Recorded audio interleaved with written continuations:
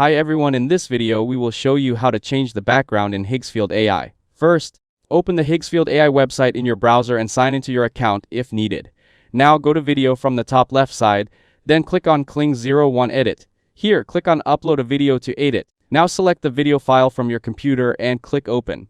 Wait for the video to finish uploading. The upload time may vary depending on the file size and your internet speed.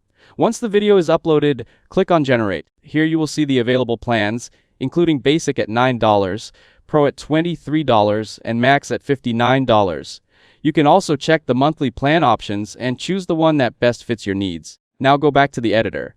In the prompt box, enter a description of the background change you want. For example, you can type change video 1 background with image 2 or provide a more detailed prompt describing the new background you want to use.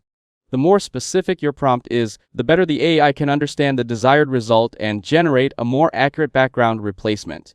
After entering your prompt, click Generate and wait for Higgsfield AI to process the video. Once the generation is complete, preview the result and check whether the background has been changed as expected. If this video helped you out, don't forget to leave a like and subscribe to the channel. Thanks for watching, and I'll see you in the next one.